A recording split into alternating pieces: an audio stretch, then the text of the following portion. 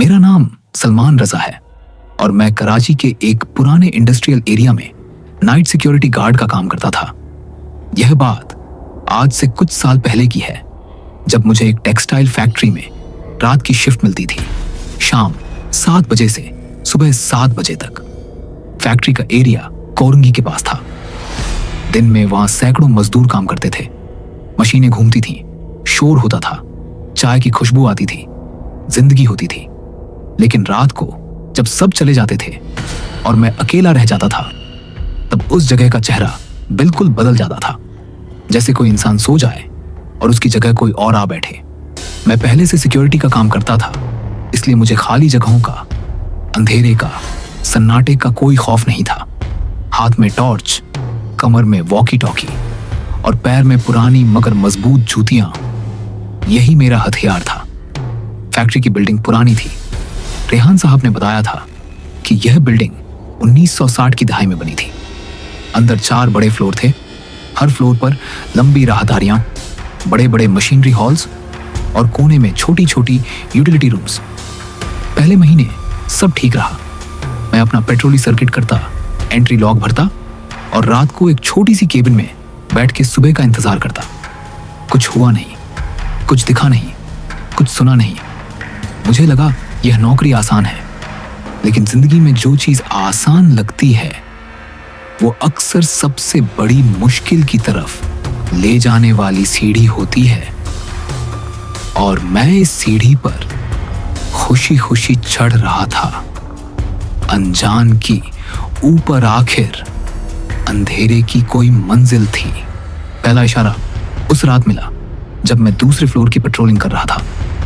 वक्त रात के लगभग 1 बज चुका था। मशीनरी का सारा शोर बंद था। सिर्फ मेरी जूतियों की आवाज टक टक टक पत्थर के फर्श पर गूंज रही थी। मैं जब 3 नंबर हॉल के पास से गुजरा तो अचानक मेरी टॉर्च झिलमिलाई। मैं रुक गया। बैटरी नहीं थी, सिर्फ 2 रोज पहले बदलवाई थी। मैंने टॉर्च को हाथ से थपथपाया। रोशनी वापस आ गई। आगे बढ़ा तो दूसरी बार झिलमिलाहट आई और इस बार कुछ ज्यादा देर के लिए। अंधेरा इतना गहरा था कि जो सिर्फ 2 सेकंड के लिए था वो 2 मिनट जैसा लगा। जब रोशनी वापस आई तो मैंने अपने सामने के हॉलवे में एक साया देखा। वो कुछ नहीं था, या शायद था, एक हल्की सी हरकत, जैसे कोई पर्दा हिलता हो जब हवा चले। लेकिन वहां कोई हवा नहीं थी। खिड़कियां बंद थीं, दरवाजे बंद थे। मैंने खुद को समझाया, आंखों का धोखा है, थकान है, ज्यादा सोचना है। मैंने अपना सर्किट पूरा किया और नीचे केबिन में वापस आ गया। लेकिन वहां आकर भी चैन नहीं था। मेरे अंदर एक अनजानी बेचैनी थी, जैसे किसी ने मेरी गर्दन पर ठंडा पानी डाल दिया हो। मैंने सीसीटीवी स्क्रीन्स देखी, सब साफ था, कोई हरकत नहीं। मैं चाय बनाने लगा, मगर हाथ हल्के हल्के कांप रहे थे। वो रात गुजरी, दूसरी रात भी। तीसरी रात को मुझे दूसरे फ्लोर की एक मशीनरी रूम के अंदर से खड़कने की आवाज आई। जब मैं वहां पहुंचा तो कमरा अंदर से बंद था और जब मैंने अपनी चाबी से दरवाजा खोला तो अंदर सिर्फ एक पुरानी पक्की मशीनरी धूल से ढकी खड़ी थी। कोई हरकत नहीं, कोई इंसान नहीं, कोई जानवर नहीं, कोई खिड़की नहीं जिससे हवा आ सके। आवाज कहां से आई थी?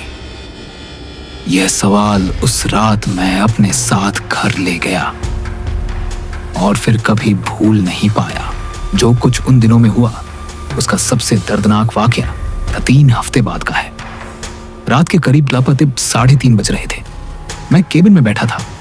वॉकी टॉकी खामोश था, स्क्रीन्स नॉर्मल थी, चाय ठंडी हो चुकी थी, आंखें भरी भरी थी, मगर नींद नहीं आ रही थी। यह अजीब सी कैफियत थी। उसी लम्हे मुझे ऊपर से, यानी 3 नंबर फ्लोर से पांव की आवाज आई, धीमी मगर मजबूत। 1 2 3, फिर रुक जाते, फिर दोबारा 1 2 3। मैंने पहले सोचा शायद ऊपर कोई चूहा होगा, मां या बिल्ली, लेकिन आवाज की गिरफ्त और टोन ऐसी थी जैसे कोई इंसान बहुत आहिस्ता और सोच समझ कर चल रहा हो। मैं उठा, टॉर्च उठाई, वॉकी टॉकी हाथ में ली, आहिस्ता आहिस्ता ऊपर की तरफ बढ़ा। दूसरा फ्लोर खामोश, तीसरा फ्लोर खामोश। जब मैं चौथे फ्लोर पर पहुंचा तो आवाज बंद हो गई, बिल्कुल अचानक, जैसे किसी ने एक बटन दबाया हो। मेरी सांस तेज थी। टॉर्च की रोशनी में लंबी राहदारियां थी, दाएं सीधी, और फिर मैंने देखा, वो लम्हा, वो एक लम्हा मुझे आज भी याद है जैसे कल की बात हो।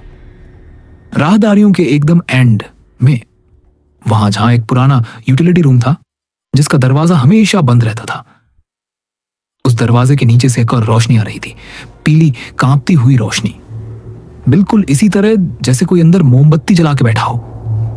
मैंने आहिस्ता कदम उठाया, फिर दूसरा, फिर तीसरा।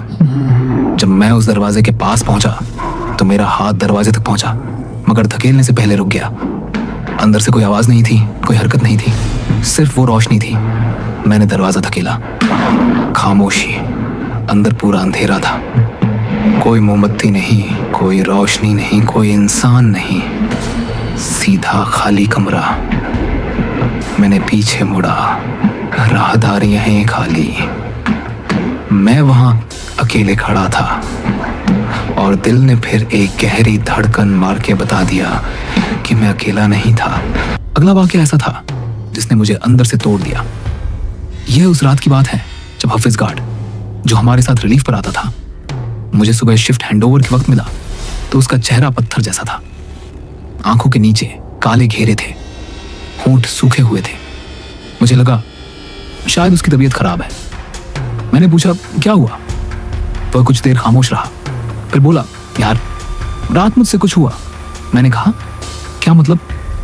उसने बताया कि वह रात करीब 2:30 बजे पेट्रोलिंग कर रहा था जब उसे तीसरे फ्लोर पर एक औरत की आवाज सुनाई दी, बिल्कुल साफ, किसी के रोने की आवाज।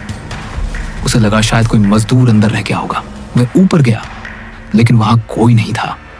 रोने की आवाज भी बंद हो गई। वह नीचे आने लगा तो दोबारा आवाज आई, इस बार बिल्कुल पास से, सीधे उसके कानों के पास। वो वहीं रुक गया। कांपते हाथों से उसने अपनी टॉर्च घुमाई तो उसे लगा कि राहदारी के आखिरी कोने में अंधेरा थोड़ा गहरा है, जैसे कोई वहां खड़ा हो। लेकिन वह ज्यादा देख नहीं सका क्योंकि उसी वक्त उसकी टॉर्च बुझ गई। चारों तरफ घना अंधेरा छा गया। और फिर हफीज ने जो बात बताई उससे मेरी रीढ़ की हड्डी तक ठंडी हो गई। उसने कहा कि उस अंधेरे में उसे अपने कानों के पास एक आवाज सुनाई दी, भारी, गहरी और बिल्कुल साफ, जिसमें सिर्फ एक ही जुमला था, अभी मत जाओ और रात अभी बाकी है। हफीज वहां से सीधे भागा, सीधा केबिन में जाकर खुद को अंदर बंद कर लिया। सुबह तक वह कमरे से बाहर नहीं निकला। उस दिन उसने नौकरी छोड़ दी। पूरी फैक्ट्री की सिक्योरिटी कंपनी को बता दिया कि वह वहां दोबारा नहीं आएगा। उसने खुद ही रिलीफ मांग लिया। यहां तक कि जो पैसे उसके बनते थे वो भी नहीं ली, वो बस चला गया। और अब उस फैक्ट्री में मैं अकेला था, एक ऐसा इंसान जिसे अंदाजा था कि वहां कुछ है, मगर जो अपनी मजबूरी की वजह से हर रात वहां बैठने पर मजबूर था। घर में बीमार मां थी, छोटे भाई की स्कूल फीस थी, और मैं रात के अंधेरे में अकेला बैठा था, खुद को मजबूत कहता हुआ, जबकि अंदर से टूट रहा था। आखिरी रात मुझे आज भी सपनों में दिखाई देती है। वह शुक्रवार का दिन था। रात के लगभग 1:15 बज रहे थे। मैं केबिन में बैठकर सीसीटीवी देख रहा था। तभी स्क्रीन नंबर 4, जो चौथे फ्लोर की राहदारियों को कवर करता था, पर मुझे कुछ दिखाई दिया। पहले मुझे लगा कि शायद कैमरा ग्लिच है। मैंने दोबारा देखा। स्क्रीन पर एक साया था, लंबा, धुंधला, मगर साफ, और वह चल रहा था कैमरे की तरफ, सीधा कैमरे की तरफ।